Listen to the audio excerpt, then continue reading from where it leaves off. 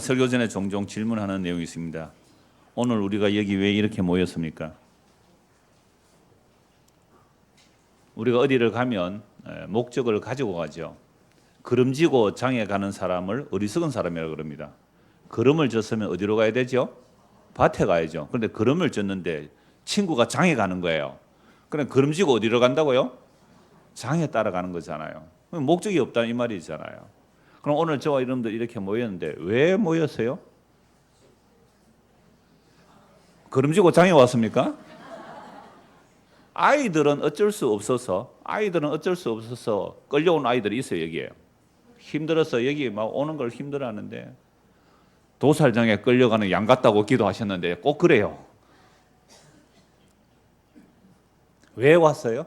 왜 모였어요? 꼭 질문하고 오시라 제가 말씀드리는 이유입니다. 내가 신에게 정성을 바쳐서 오는 이유가 신에게 정성을 바쳐서 내가 원하는 소원들을 얻으려고 한다면 오지 마시라고 제가 종종 말씀을 드렸잖아요. 그럼 우리가 왜 모입니까? 예수님 알기 위하여 모였습니다. 예수님 말씀 듣기 위해서 모였습니다. 예수님을 알고 믿는 것이 영생이고 예수님을 아는 것이 하나님의 뜻이고 예수를 믿는 것이 하나님의 일이며 예수님을 믿는 것이 회개입니다. 그러면 이렇게 또 질문할 수 있어요. 예수를 내가 믿어서 영생 얻으려고 하는 그거는 욕심 아닙니까? 네, 그것도 우리의 종교적 요건에 들어갑니다. 그러나 적어도 성령께서 역사하시면 내가 그런 종교적 욕구마저도 죄인 줄 알고 회개하고 진짜 예수님을 믿게 되는 겁니다. 자, 그렇게 될 때에 내가 예수님을 살해한 가해자로 드러납니다. 하나님이 나에게 살해당한 피해자가 되십니다. 그럴 때에는 내가 뭔가를 대가를 지불해서 내가 원하는 것을 얻어내려고 하는 이 생각조차 죄임을 알게 되죠. 내가 하나님을 살해한 가해자가 되는 거예요. 하나님이 피해자세요. 그렇지 않습니까? 이게 우리 금요 성경할 때 나눴던 얘기예요. 근데 우리가 하나님을 살해한 가해자라는 생각을 평소에 안 하고 살아갑니다. 그래서 조금만 뭔가 일이 힘들면 하나님 날 이럴 수 있습니까? 내가 교회를 몇 년 다녔는데 내가 그동안 하나님께 갖다 바친 11조와 시간과 그 물질과 봉사만 해도 나에게 이렇게 하시면 안 되지요? 라는 식으로 나오는 것 자체가 종교라 그래요. 말도 안 되는 생각을 한단 말이에요. 그래서 우리가 교회 나와서 성경을 통하여 예수님이 누구신지 알고 믿는다는 것은 나의 죄됨이 어떤지를 아는 거예요. 그래서 우리가 예수를 믿는다 할 때는요, 항상 주 예수를 믿는 겁니다. 주 예수를 믿어라. 그리하면 너와 내 집이 구원을 얻으리라. 그럼 예수님이 나의 주가 되신단 말이에요. 이걸 며칠 전부터 보고 있습니다. 예수께서 예루살렘 입성하세요. 예루살렘의 주인이 누구세요? 아니, 예루살렘의 주인이 누구세요? 그럼 예수님이 주인으로 들어가시는 거 아닙니까? 그리고 예수님이 주인으로 예루살렘에 들어가시기 위해서 뭘 불러옵니까? 나귀 새끼. 한 번도 타보지 않은 나귀 새끼라 그랬잖아요. 멍에 매어 보지 않는 나귀. 그것도 큰 나귀도 아니고 새끼 나귀예요. 그게 스가랴 9장 9절의 말씀이잖아요. 그럼 나귀 새끼 풀어오라 그러니까요. 주인이 왜 풉니까? 그러잖아요. 그때 뭐라 그래요? 제자들이 주가 서시겠다 하라. 이걸 가지고 뭐 미리 예수님께서 말씀해 놓으셨을 거다. 뭐 그러는데요. 저는 그렇게 안 봐요. 주가 서시겠다. 이거 주가 서신다고요. 네, 가져가십시오. 그리고 나귀가 멍에를 안 메어 보면 길들여지지 않은 나귀예요. 그럼 예수님이 올라타면 그 새끼인데 막 뛰고 이럴 거 아니에요. 조용히 순종해서 갔습니다. 예수님의 무됨이 드러나죠? 주 되심이 드러나죠. 그리고 예루살렘에 들어가세요. 근데 첫날을 갔다가 둘러보시고 나오시는데 두 번째 날 가시는데 그 앞에 뭐가 있어요? 바로 앞에 성전에 들어가기 전에 뭐가 있어요? 앞에 무화과 나무가 있잖아요. 근데 잎은 있는데 열매가 없어요. 무화과 맺을 때가 아니래요. 그래서 예수님께서 무화과 나무에 말씀하십니다. 너는 열매가 없으니까 말라서 영원토록 너에게서 사람들의 열매를 먹지 못하리라. 그래서 이게 무화과 나무 저주에 대한 내용하고 성전 소란 사건, 어떤 분은 그렇게 해요. 성전 소란 사건. 저는 성전 파괴 사건 이렇게 봅니다. 이게 성전 그 소란 사건과 그 뒤에 이제 무화과 나무 말라 죽은 이야기 다음 주에 보겠습니다만은 그 중간에 이제 성전 이야기가 있는데요. 그런데 마태복음에 보면요, 이거 한번 찾아보면 좋겠어요. 평행 구절을 같이 볼 때 말씀이 더 풍성해집니다. 마태복음 21장 한번 보십시오. 마태복음 21장 18절.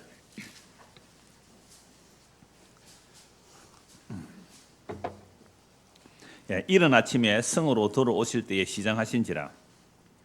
그러니까 첫날 성전만 둘러보시고 가시죠. 그다음에 이제 그다음 날 이른 아침에 성으로 들어오실 때 시장하신지라. 길가에서 한 무화과 나무를 보시고 그리로 가사 잎사귀밖에 아무것도 찾지 못하시고 나무에게 이르시되 이제부터 영원토록 내가 열매를 맺지 못하리라 하시니 무화과 나무가 어떻게 해요? 곧 마른지라. 그러니까 그 마가복음은 열매 맺을 때가 아니라라는 말씀도 있고 그 인터벌을 하루를 두요. 그런데 마태복음에는 곧 마르는데 곧 말라버렸어요. 제자들이 보고 이상히 여기 이르되 무화과 나무가 어찌하여 곧 말랐나이까라고 하죠. 여기에 대한 대답은 이제 다음 주에 볼 거예요.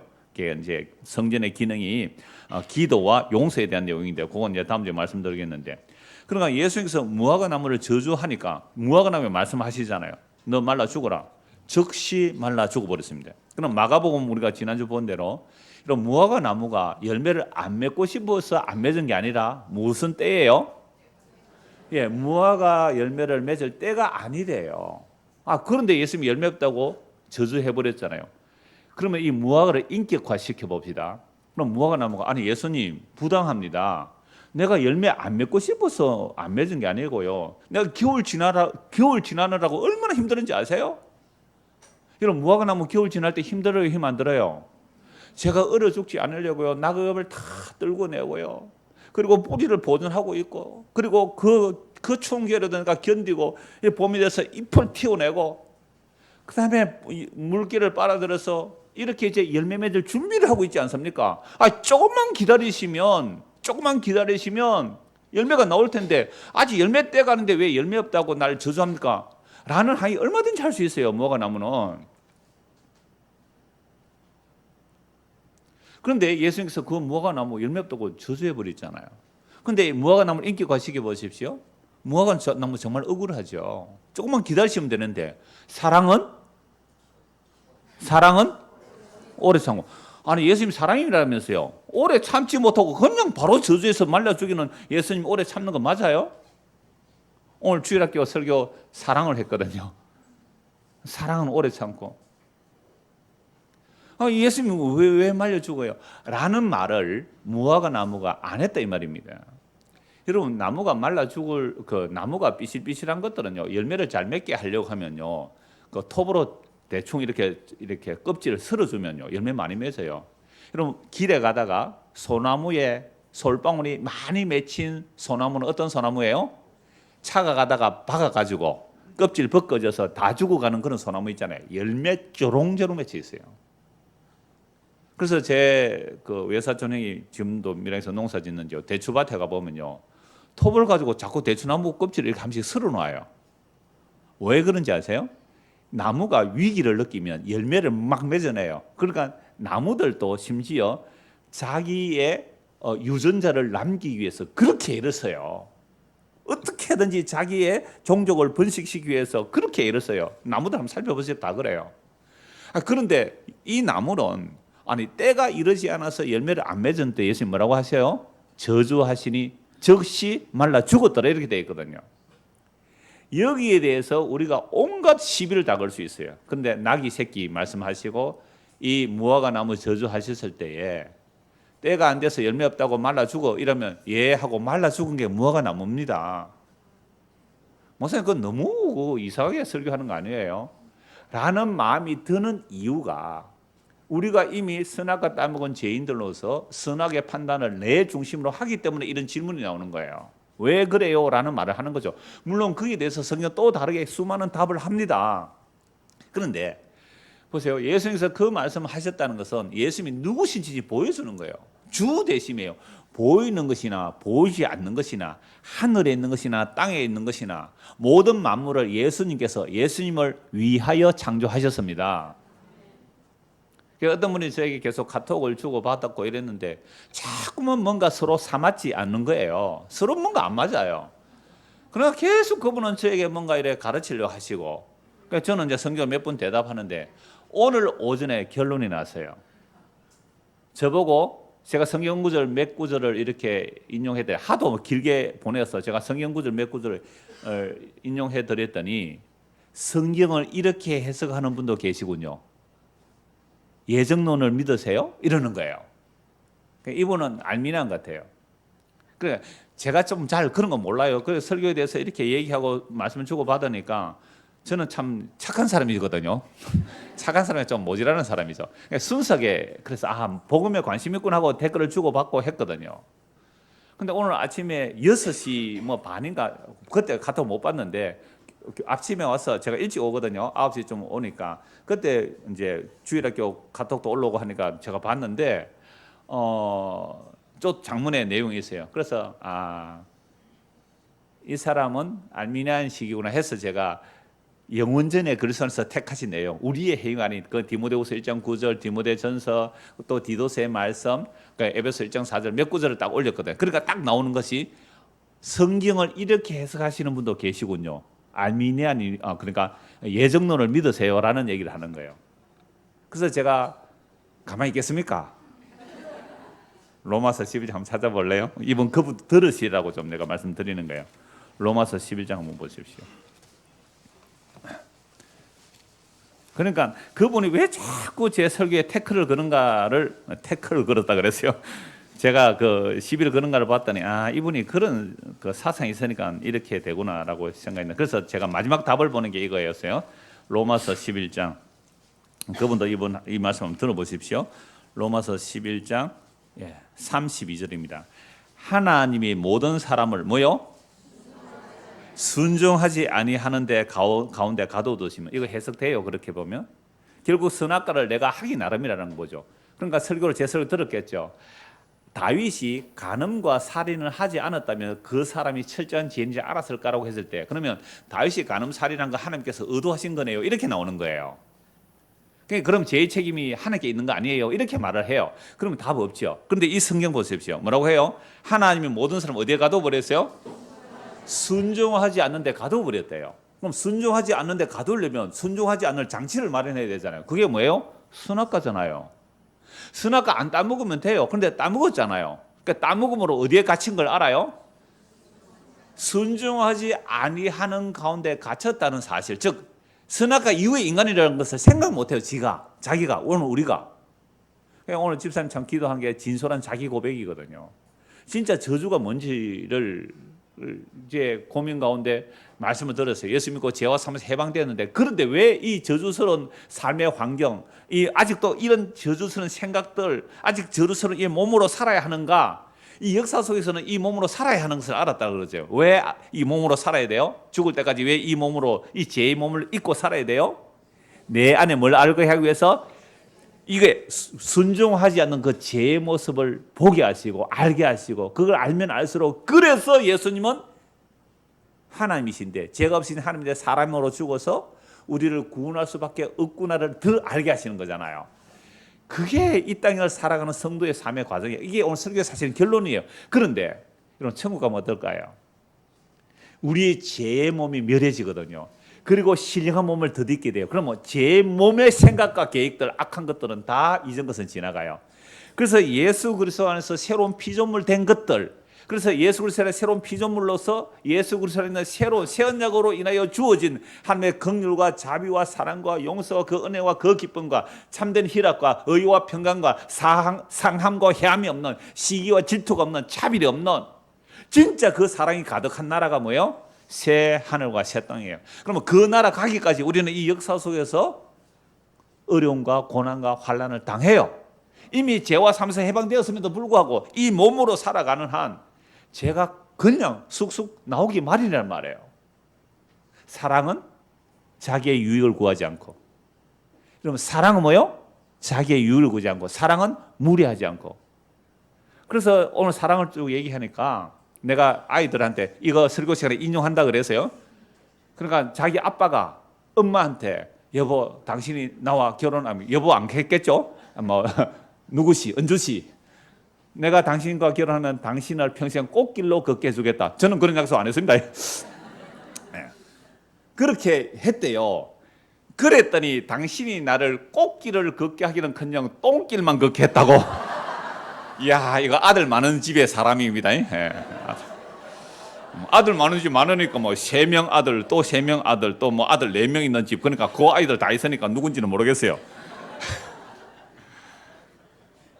그러니까 보세요. 우리가 사랑이라는 것이 얼마나 엉터리고 거짓말이냐 말이에요. 사랑이라는 것이죠. 그래서 그 사랑에 예수님 넣어보세요. 그래서 예수님 넣어보세요.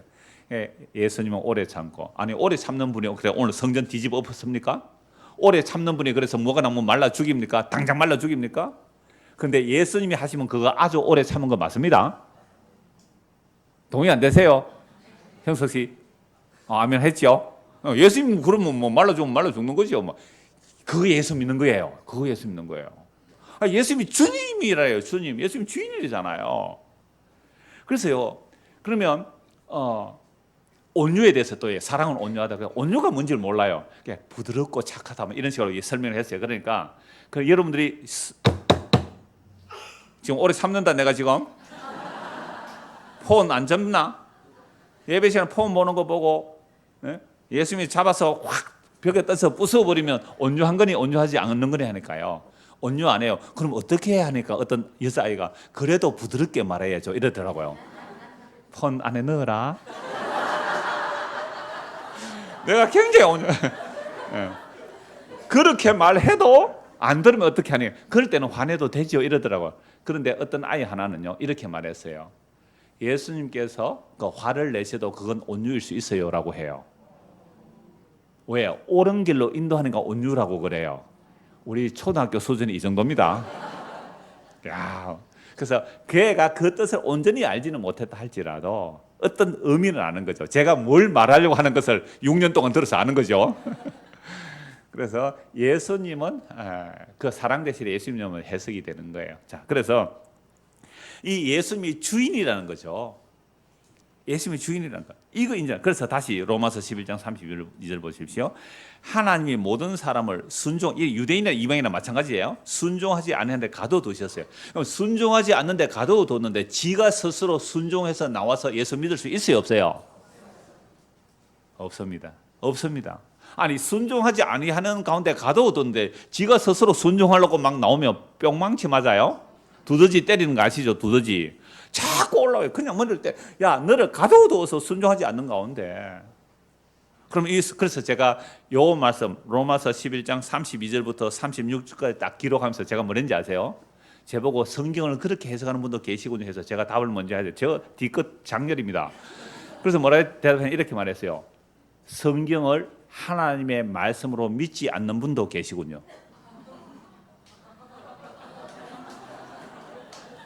성경을 그래서 로마 11장 모든 사람을 순종하지 않는 가둬두었잖아요. 그 가둬둔 이유가 뭐예요? 하나님의 긍휼로 구원해냅니다. 불쌍히 여겨 구원합니다. 하나님의 언약을 따라 그 언약도 영원전에 그리스도 안에서 약속하신 그 약속을 따라 하나님의 긍휼로 구원하셔서 가둬두었다는데 뭐 불만 있어요? 그러니까 낙이 새끼 이야기와 무화과 나무 비유의 이야기를 통하여 그들은 불평 원망 안 했단 말이에요. 예했어요. 예, 저주하는데 예했단 말이에요. 그런데 사람은 왜 그래요? 라고 되어드는 것이 예레미야 17에 나와요. 만물보다 심히 부패한 것이 사람의 마음이라. 누가 이를 알리요? 이거 알면 구원받는 사람이에요. 나는 정말 나무보다 악한 자고 개 돼지보다 악한 자라고 정말 자기가 만물보다 심히 부패한 자라고 하는 자가 정말 하나님의 은혜가 임하지 않으면 불가능한 얘기예요. 그래서 깊도다 하나님의 지혜와 지식의 풍성하며 그의 판단은 헤아리지 못할 것이며 그 얘기는 찾지 못해요. 누가 주의 마음을 알았습니까? 누가 그의 모사가 되었습니까? 누가 주께 먼저 드려서 갚으심을 받겠습니까? 모든 종교 무너뜨리는 말씀이에요. 내가 주께 정성 바쳐 드릴 테니 나 복 주세요. 제가 처음 질문을 이것 때문에 질문을 하는 거예요. 왜 모였어요? 이 날에, 이 무덥지근한 날에 벌초도 하러 가야 되는데 왜 모였어요? 왜? 내가 그래도 정성 바쳐서 세상에 복 받고 하늘나라 큰 상 차지하려고요. 누가 먼저 주께 들어서 갚으심을 받을 자가 어디 있습니까? 그래서 36절 읽읍시다. 시작. 이는 만물이 주에게서 나오고 주로 말미암고 주에게로 돌아갑니다. 그에게 영광이 세세에 있을지어다. 아멘. 이러면 나귀 새끼 끌고 오라. 주가 쓰시겠다. 아멘. 뭐가 나면 말라 죽어라. 아멘. 이렇게 되는 거예요. 그런데 그 예루살렘 성의 주인, 아니 천지 만물의 주인이 예루살렘 성에 성전을 지으라고 허락하셨어요.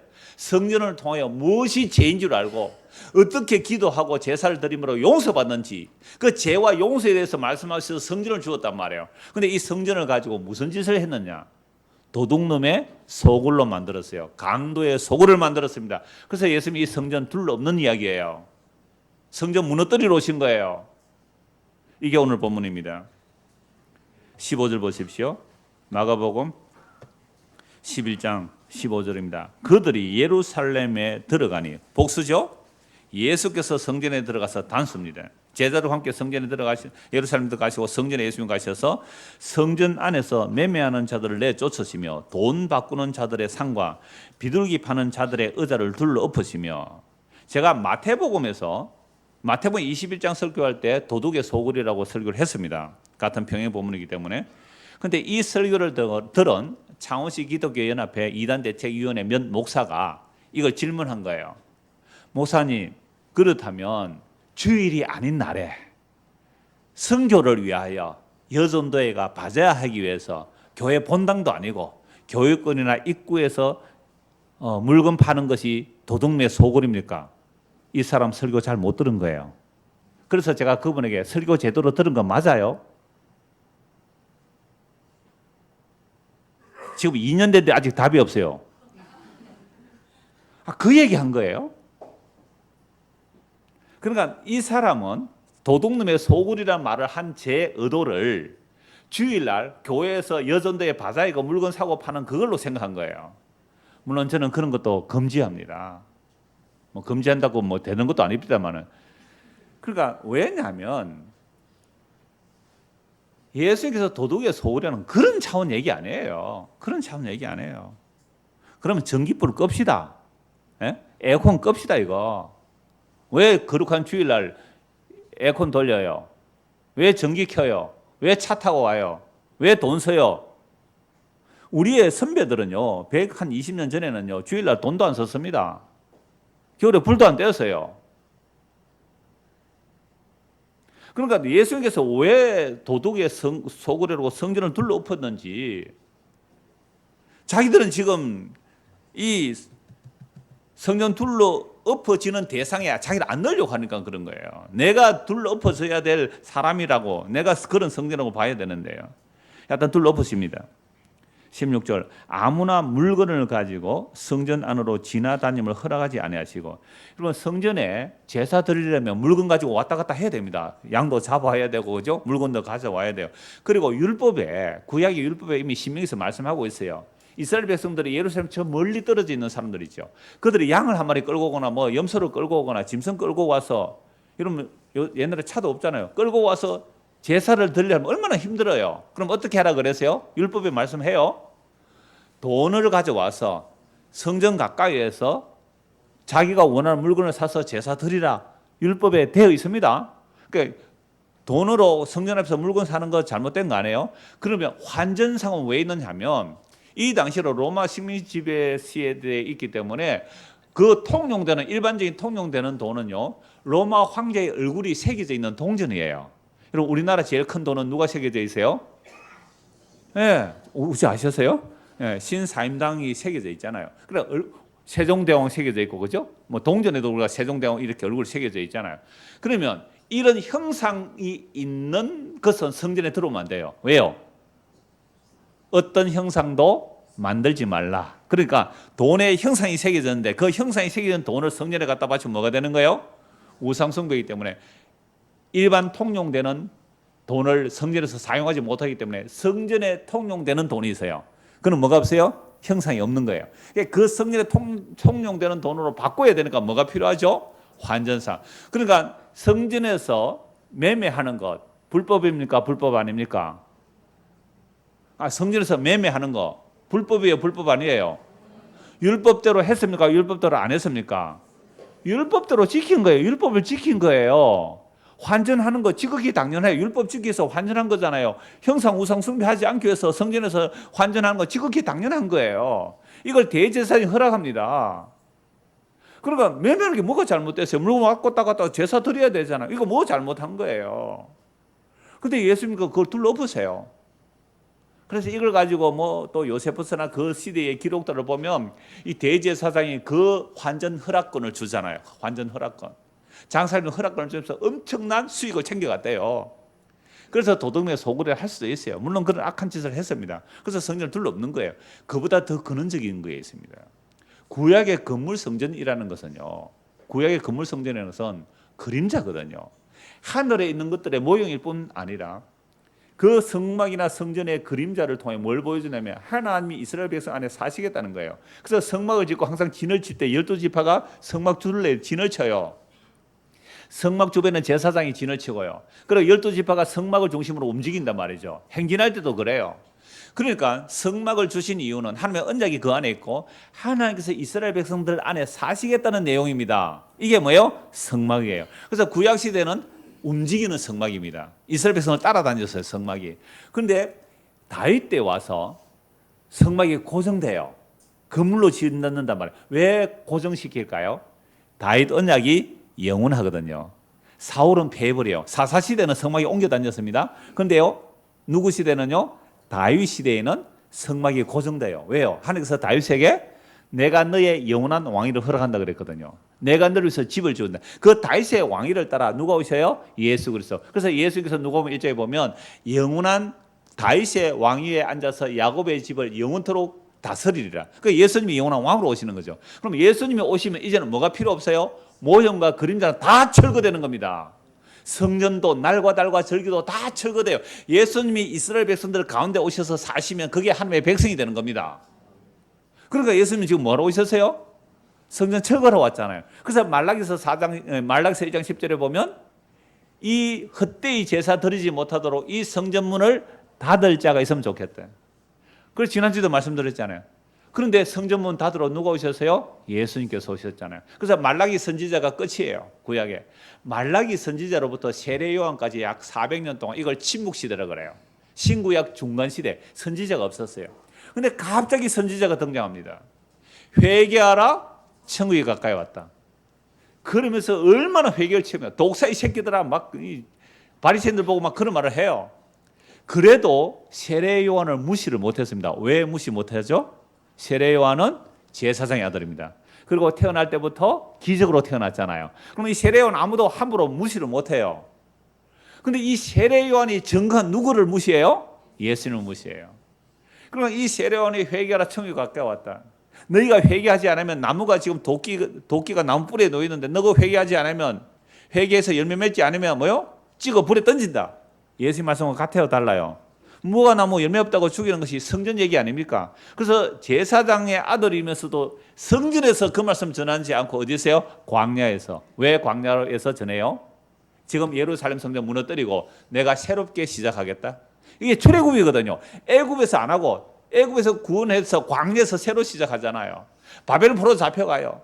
다시 풀어내시는 거잖아요. 그래서 지금 성전을 붙들고 있는 그들에게 예수께서 성전을 무너뜨리러 오셨어요. 그래서 장사하는 사람 내쫓고 성전을 도둑의 소굴이로 말씀하셔요. 17절 이에 가르쳐 이르시되 기록된 바 내 집은 만민이 기도하는 집이라 칭함을 받으리라고 하지 아니하였느냐.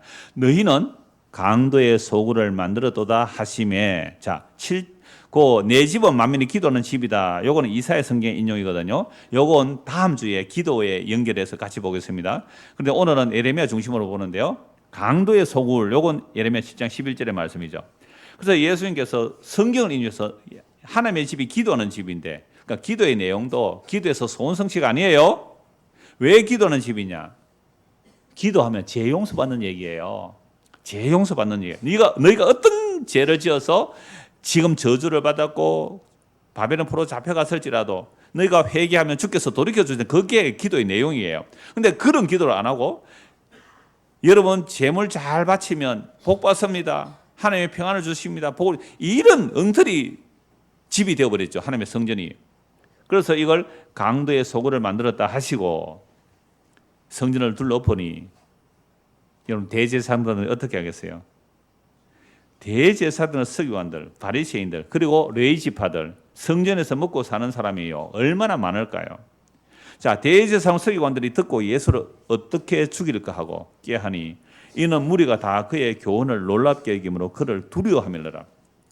대제사장 서기관들은요 이 예수를 보고 어떻게 하면 저를 죽일까 의논하죠. 본격적으로 의논합니다. 그런데 그럼 마가복음 3장 6절에 보면 이미 예수님을 죽일 의논을 해요.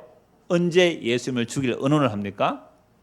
안식일에 예수님께서 회당에 가십니다. 그런데 거기에 손 마른 자가 한 사람 왔어요. 손을 뭐 중풍이 들었든지 아니면 마비가 와서 완전 손을 못 쓰는 사람이에요. 근데 이 바리새인과 이 서기관들이 예수님의 은행을 조사하기 위해서 이래 호시탐탐 노리는 거예요.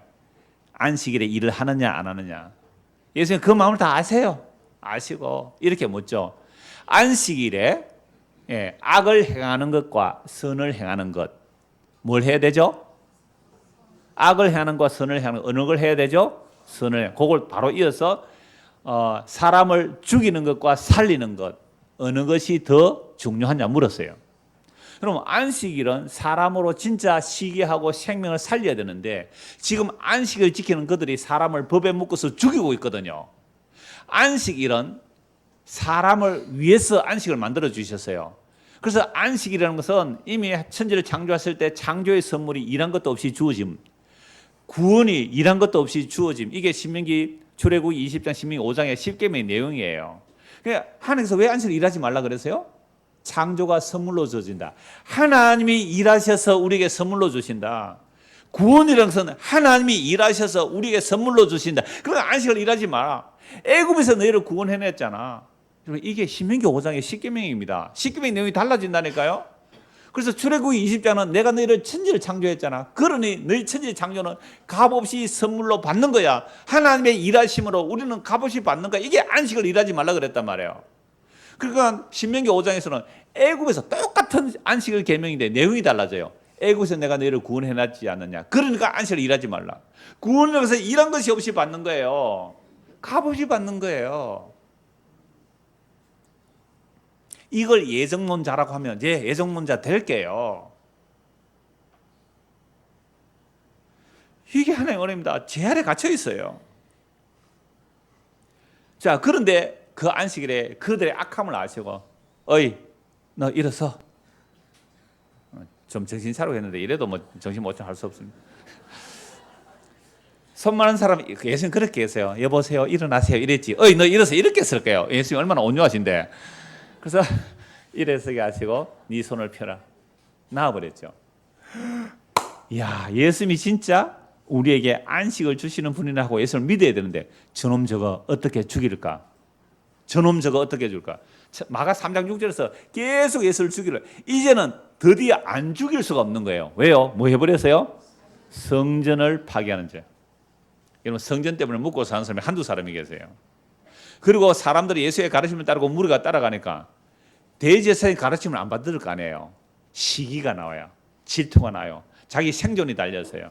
예수를 죽이는 것이 민족을 위해서 자기들 위해서 좋다고 예수 죽이려고 하는 거예요. 그래서 죽이잖아요.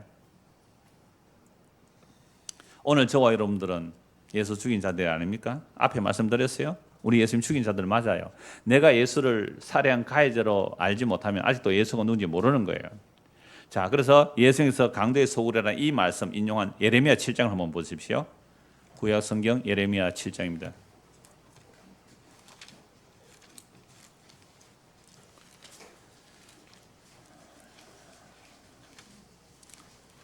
예레미야 7장. 이사야 1장에도 물론 뭐 성전의 무용성, 재물의 무용성에 대해서 말씀합니다만은 예레미야 7장 오늘 예수님 인용하시는 거 이것만 보겠습니다. 11절. 내 이름으로 일컬음을 받는 이 집이 너희 눈에는 도둑의 소굴로 보이느냐?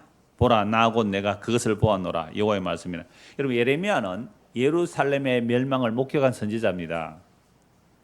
그리고 성전이 있었고 제사를 드리는 시대입니다. 그런데 예레미야를 통한 여호와 하나님의 말씀은 내가 너희 성전이라는 것을 보니 도둑의 소굴로 보았다라고 하나님이 말씀하시는 거예요. 왜 그럴까요? 7장 1절부터 보십시오. 7장 1절. 여호와께로부터 예레미야에게 말씀이 임하니라. 이르시되 너는 여호와의 진문에 서서 이 말을 선포하여 이르기를 여호와께 예배하러 이 문으로 들어가는 유다 사람들아 여호와의 말씀을 들으라. 그래서 제가 이 말씀했잖아요. 그때 마태복음 할 때. 그래서 안내하는 분들이 그 1층에 안내하잖아요. 여러분들 여기 왜 옵니까? 라고 물으면 예, 우리가 예배당에 뭐 예배하러 옵니다. 이렇게 말하면 아닙니다. 이곳은 그 도둑님의 소굴입니다. 이렇게 말하라고. 안내를 그렇게 해. 그게 안내라고. 이렇게 말했더니 이걸 이제 시비를 걸었어요. 그 목사 몇 사람들이. 참 예레미야한테 시비 걸죠. 왜 내한테 시비 겁니까? 나는 예레미야 말 전했는데. 그럼 예레미야에게 말씀을 주신 분은 하나님이잖아요. 예수님이고요. 그러면 하나님과 예수께 시비 걸어야죠. 보세요. 이 말을 해라. 예, 그럼 소도 가져오고 뭐 양도 가져오고 그랬을 거 아니에요. 구약 시대는. 이때는 환전을 할 필요가 없잖아요. 그냥 환전할 필요가 없어요. 그러면 그렇게 들고 올 때에 왜 옵니까? 예배하러 와죠. 예배하러. 하나님께 영광 돌려서 감사해야죠. 우리는 뭐 종교적인 거래하려고 온 거 아닙니다. 율법을 따라 마땅히 해야 할 일을 한 거로 온 겁니다. 하고 제사들로 온단 말이에요. 3절 만군의 여호와 이스라엘 하나님께서 이와 같이 말씀하시되 너희 길과 행위를 바르게 하라.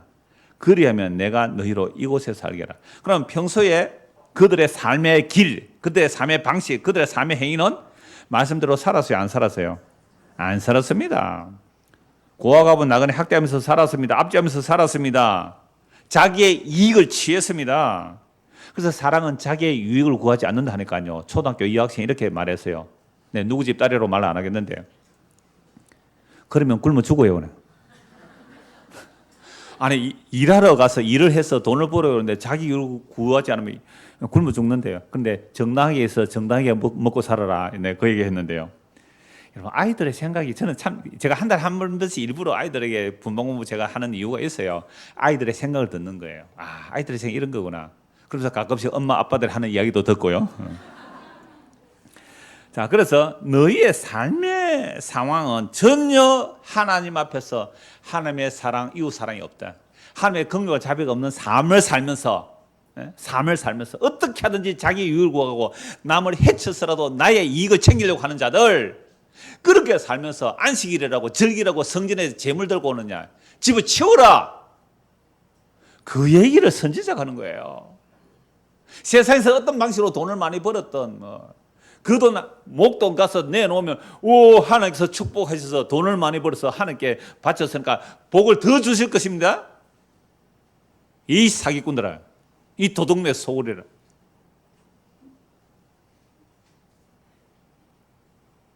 하나님이 돈이 없어서 헌금해라 했을까요? 그래서 너희의 삶은 평소에 도둑질하고 살인하고 간음하면서 성전 와서 제사 드리느냐? 그래서 이렇게 말하죠. 4절 같이 읽읍시다. 너희는 이것이 여호와의 성전이라 여호와의 성전이라 여호와의 성전이라 하는 거짓말을 믿지 말라. 예레미야 선지자가 구약 시대에 이렇게 말했는데 신약 시대에 이미 2000년 전에 성전 다 부숴버리는데 지금 성전 건축한다고요? 성전 건축에서 하나님 영광 돌린다고요? 거짓말입니다. 거짓말이에요. 이미 구약에 성전이 있어도 성전에 제대로 된 기능이 안 되었을 때 그걸 거짓말이라고 했는데, 건물 성전도 없는데 십자가로 그걸 허물어 버리고 예수의 몸이 성전됐고 예수께서 성령을 부어주시면 우리가 성전이 되어 있는데 무슨 건물 성전을 지어놓고 영광 돌린다고요? 거짓말입니다. 5절 너희가 만일 길과 행위를 참으로 바르게 하여 이웃들 사이에 정의를 행하고 이방인과 고아와 과부를 압제하지 아니하며 무지한 자의 피를 이곳에서 흘리지 아니하면 다른 신들 뒤를 따라 화를 자초하지 아니하면 내가 너희를 이곳에 살게 하리니 곧 너희 조상에게 영원 무궁토록 준 땅이니라. 보라 너희가 무익한 거짓말을 의존하는도다. 그러니까 성전도 거짓말, 선지자들, 제사장들, 거짓 선지자들, 종교 지도자들 그들이 하는 말도 거짓말. 그래서 그 유명한 거짓말이야라는 노래가 나오는 거예요. 하나님께서 여러분을 축복할 줄 믿습니다. 이 미랑 땅을 부흥시킬 줄 믿습니다. 거짓말이야, 거짓말이야. 그 미랑 긴급에서 그 연합 집회할 때 그 노래가 이 예레미야 7장의 이야기입니다. 물론 이창동 감독이 이 예레미야 7장을 알고 했을지는 모르겠습니다만은 그 얘기예요. 앞에서 막 목사가 축복 기도를 하는데 뒤에서는 뭐라고요? 전도연이 틀었잖아요. 거짓말이야, 거짓말이야. 여러분 주께서 축복을 줄 믿습니다. 거짓말이야. 이거예요 지금. 보라, 너희가 무익한 거짓말을 믿는도다. 너희가 도둑질하고 살인하고 간음하고 거짓 맹세하면서 바르게 분양하면서 평소에는 너희가 알지 못하는 다른 신들을 따르면서 이게 탐심이잖아요. 이게 음욕이잖아요. 세상 사랑이잖아요. 그걸 하면서 내 이름으로 일컬음 받는 이 집에 들어와서 내 앞에 서서 말하기를 우리가 구원을 얻었나이다 하느냐. 이는 이 모든 가정한 일을 행하려 함이라. 성전에 제사 지내놓고 구원의 확신을 얻어가지고 또 도둑질 하러 간다고. 이게 도둑놈의 소굴이지. 이게 성전이냐? 이 성전 집어치워라. 오늘날 교회가 예레미야 7장의 말씀과 같습니까? 다릅니까? 그러니까 가짜교회잖아요. 같다면 교회 아니에요. 내 이름으로 일컬음 받는 이 집이 너희 눈에는 도둑의 소굴로 보이느냐. 모든 거래하는 행위 집어치워라. 예수님은 성전 그래서 둘러없는 거예요.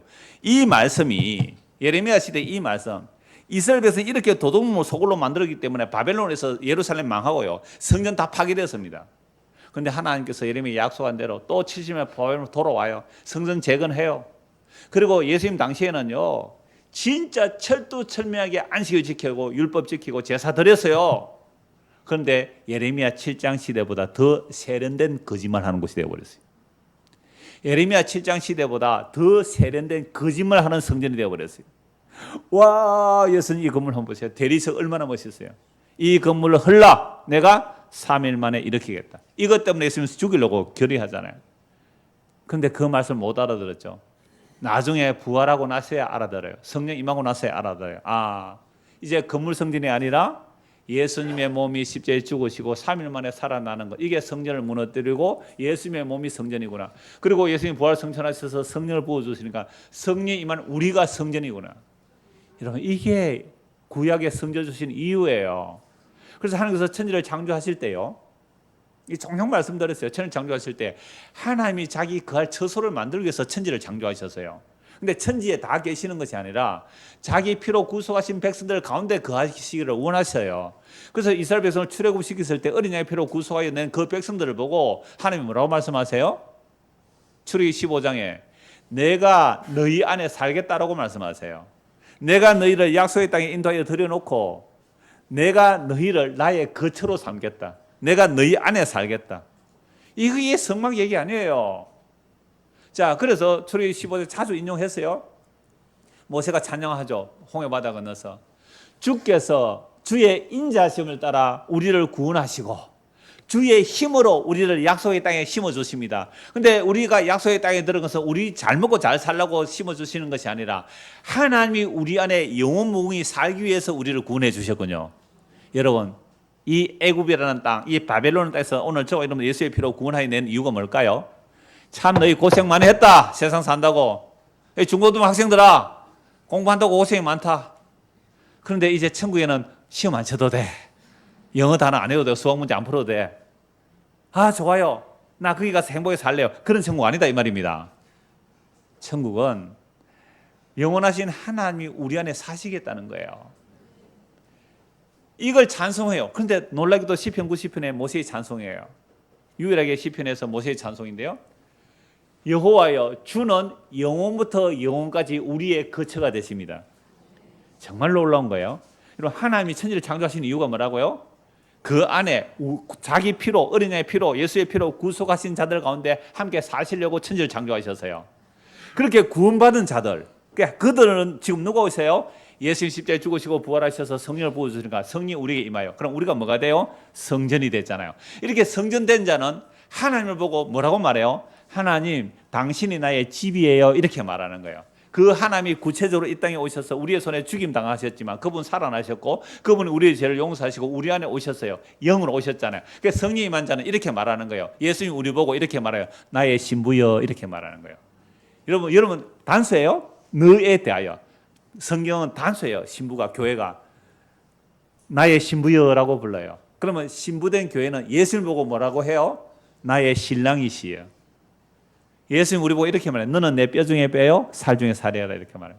그러면 신부된 교회는 예수님을 보고 뭐예요? 당신의 희생으로 내가 당신의 신부가 되었어요. 그렇게 함께 사는 이야기예요. 이게 천지창조의 목적입니다.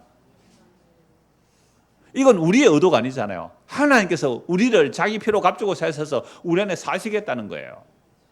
그래서 모세가 알아요. 주여, 당신이 영원부터 영원까지 우리의 거처가 되십니다. 제가 2주 연속 장례식에 가서 한 장례식에 그 얘기를 했어요. 우리가 이 세상에서 예수 안 믿는 사람들끼리 얘기하는 거잖아요. 죽으면 극락에 가야 되는데 뭐 극락이나 뭐 불교에서 말할 때 극락에 가거나 아니면 뭐 지옥에 간다 그러잖아요. 불교에서도 뭐 민간신에도 지옥이 있으니까요. 근데 그 길을 못 간 사람이 있어. 어디를 떠돈다 그래요? 구천을 떠돈대요. 그래서 천도제를 드리는 거예요. 영혼을 좋은 데 보내기 위해서. 구천을 떠돈다.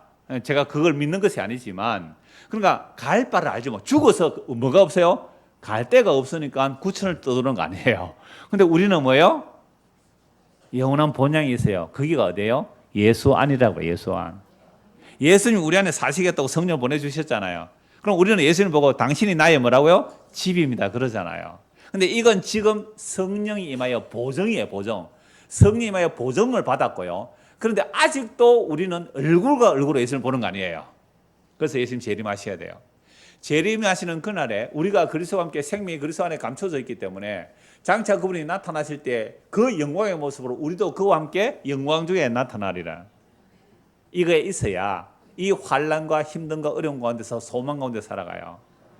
이 소망이 없으면 우울해요. 그러나 온갖 그 원어 파자하는 사람들 영적 지식 얼마나 대단한지 몰라요. 그런데요, 그렇게 가니까 결국은 내재성, 그리스도가 내 안에 오신 그 성령의 마음이거든요. 성령 보증금을 주시는데 그 보증금으로 만족해요. 그럼 집을 보증해놓고 집에 안 들어가면 그게 무슨 소용이 있어요? 보증금은 장차 나타날 그 그리스도의 영광에 우리의 몸의 구속을 받아 그와 함께 영원히 살 주님이 내 안에, 내가 주님 안에, 예수님이 때고 있을 때 아버지가 내 안에, 내가 아버지 안에 있다는 그 놀라운 관계 속에 예수님이 죽으심으로 우리를 그 생명 안에 넣어서 영원한 하나님이 우리 안에 사시겠대요. 그걸 영생이라 그래요. 그래서 우리가 그 영원한 하나님 보고 당신은 우리의 집이라 그래요. 이게 돌아갈 고향이 있는 사람들이죠. 더 나은 뭐냐? 추석 갈 때 생각하십시오. 오가면 생각하십시오. 이거 우리의 영원한 본향 아니야. 이거 우리 영원한 본향 아니야. 추석에 가서 싸우잖아요. 지난 아버지 돌아가셨을 때 그 돈 누가 많이 가져갔느냐 이래가지고 싸우잖아요.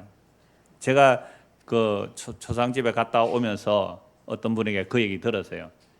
뭐 상당한 금액, 구체적으로 말하면 어느 집안이 드러났기 때문에 얘기하는데 상당한 금액, 그 금액을 다 같이 있던 사람 두 사람 있어요. 그 엄청난 금액을 자식들이 나누어 가졌대요. 자, 나누어 가지고 이제 돌아가실 때에 그 또 뭐 이 금액이 남잖아요, 그죠? 그러면 또 자식들이 부족한 것들아 이렇게 또 나눠 가져가잖아요. 그럴 때에 뭐 장남이라고 그 뭐 조금 더 주잖아요. 부모님 오시면 차남도 부모님 오시면 차남에게 좀 더 줘요. 부모들이 돌아가실 때. 근데 그랬다고 여동생들이 똑같이 나눠야 된다 했대요. 그래서 초상 치고 나서 남은 부족 이러면 뭐 누구 집인지 알겠네. 우리 교회는 아니니까. 여튼 그래서 그 돈을 200만 원씩 나눴는데 그 장남이 에이 들어오라고 확 던져버리고 가버렸. 그 집은 지금도 만날지 안 모르겠습니다. 그럼 고향, 세상 고향, 자기 유익, 혈육 당해 보셨죠? 그 꼭 여자분들이 끼가 그러겠더라고요. 당신이 왜 바보처럼? 그래 진짜 예수 믿는 여자분이면 어떻게 해야 돼요? 여보, 우리 이것만 해도 충분히 살잖아요. 그거 더 어려운 형님 내주세요. 그 더 어려운 동생 내주세요. 우리 여보 당신은 받지 말고 오세요. 여러분 아내가 예수 믿는 아내가 그렇게 말하면 예수 안 믿는 남편이 뭐라 그럴까요? 여보 당신이 믿는 예수 나도 믿고 싶어요. 안 그러겠어요? 아멘 한 사람 있습니다. 여러분 그러니까 우리가 고향 가서 싸우지 않아요. 고돌이 하다고도 싸울걸. 속 있다고. 그 본향 아니란 말이에요. 그 본향 아니에요. 다시는 해함과 상이 없는 참으로 사랑이 가득한 나라, 그 나라 하나님 나라잖아요. 그 하늘 나라 가기까지 우리를 이 역사 속에서 죄가 뭔지 드러내요. 죄가 뭔지 드러내면 드러낼수록 더욱 죄가 없는, 그죠?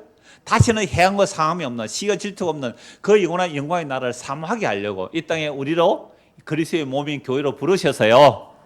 그래서 예수 믿고 사는 사람은 이제 남은 생애 동안 뽑혀 나가요.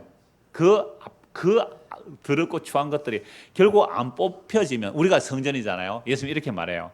성전을 더럽히면 주께서 멸하시리라.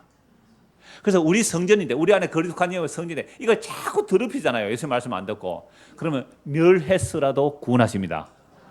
나는요 너무너무 놀라워요.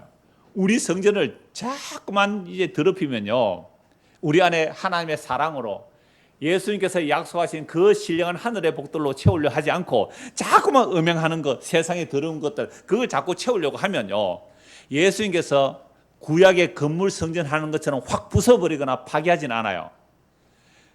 깨끗하게 하십니다. 그래서 구약의 건물은 파괴하지만 신약의 예수 피로 값주고 산 성도들은 진리를 통하여 정말 성전을 거룩하게 하세요. 그걸 환란이라 그러지만 그 환란 통하여 우리 안에 하나님의 은혜만 가득 담기게 하시는 하나님의 사랑의 손길입니다. 그래야 천국 가서 그것들이 없어지죠. 그런데 우리가 죽을 때까지 안 빠져나간다 그랬잖아요. 그래서 이 역사에서 확실하게 죽임으로 완성시키는 거죠. 죽음이 완성이란 말이에요. 자, 그런데 끝까지 말 안 듣는 인간은 고린도후서에 보면요, 내가 너를 사탄에게 내어주어 그 영혼은 구원하겠다 그래요. 이걸 가지고 교회에서 치리해서 아예 너는 출교시켜버린다 이렇게 해석하기도 해요. 온건안에서 그렇게 할 수 있어요. 근데 저는 실제로 그 사람을 죽여버림으로 완성시킨다 이렇게도 봅니다. 그래서 여러분, 예수의 피로 값주고 산 성전이 오늘 저와 여러분입니다.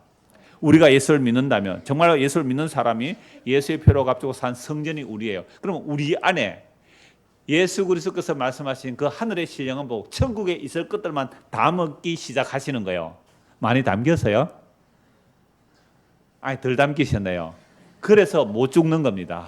더 담기셔야 돼요. 그리고 우리의 죄가 어떠함을 알게 되고, 그래서 더욱 예수를 사모해야 돼요. 주님 당신만 원합니다. 더 원합니다. 이게 성령 충만해요. 그래서 주님의 은혜가 더 담겨지게 되면요, 진짜 사모해요. 그 사랑의 나라를, 그 아들의 나라를, 그 영광의 나라를. 이 일을 지금 예수님께서 피로 값주고 하셔서 성전을 만들어 가시는데 거의 다 만들어 가는데요. 더 거의 다. 왜 2000년 동안 만드셨잖아요.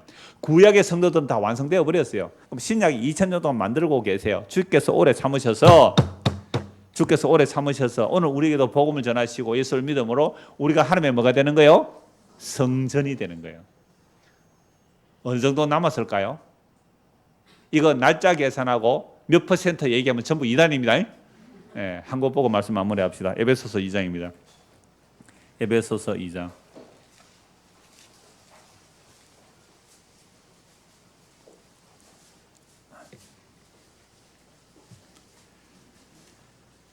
자, 11절부터 보십시오. 그러므로 생각하라. 생각 좀 합시다. 잘 안 되면 생강이라도 먹고 생각을 좀 합시다. 생각 먹고 생각해라 그러더라고요. 그러므로 생각하라. 너희는 그때에 육체로는, 보세요, 우리 예수님 없을 때 말이에요. 없을 때 그때 육체로는 이방인으로 손으로 육체에 행한 할례를 받는 무리라 칭하는 자들로부터 할례를 받지 않는 무리라 칭을 받는 자들이라. 그때 너희는 그리스도 밖에 있었고 이스라엘 나라 밖의 사람이라. 약속의 언약들에 대하여는 외인이요 세상에서 소망이 없고 하나님이 없는 자이더니. 여러분, 그리스도 밖에서 사는 사람들은요, 세상에 아무리 재벌이라도 성공한 사람이라고 유명한 사람이라도 뭐가 없어요?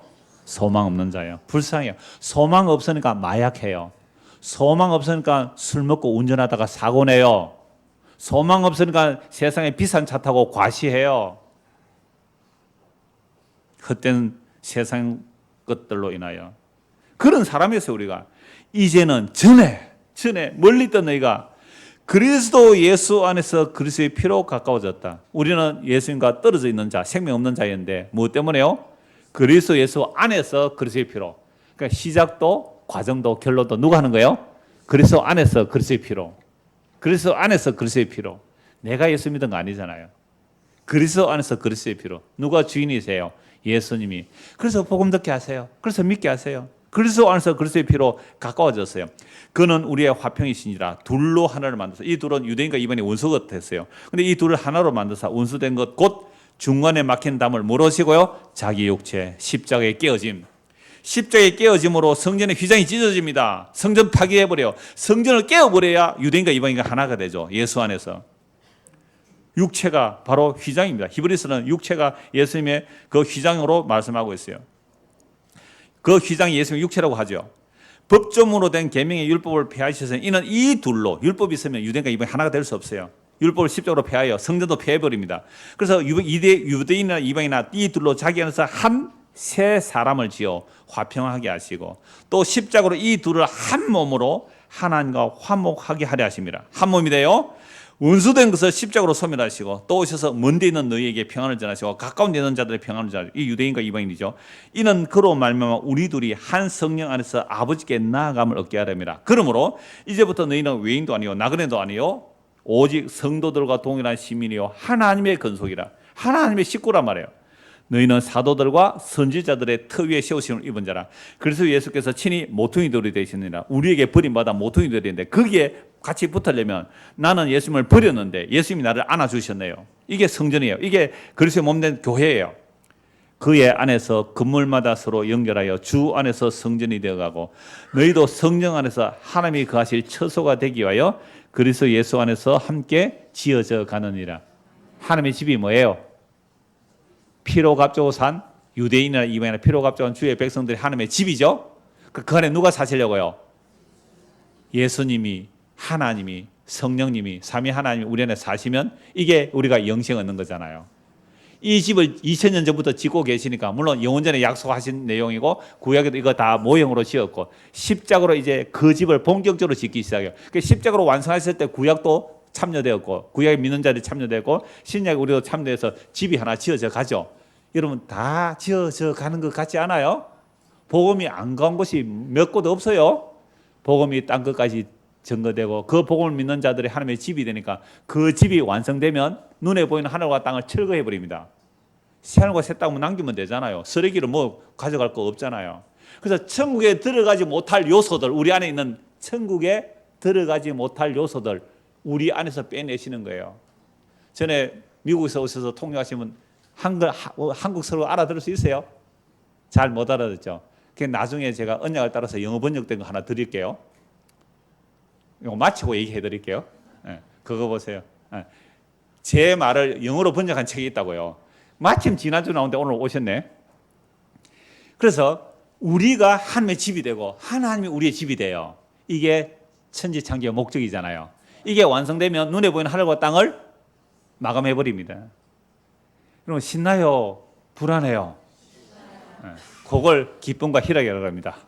이 믿음으로 살아가는 저 올림 되기를 소원합니다.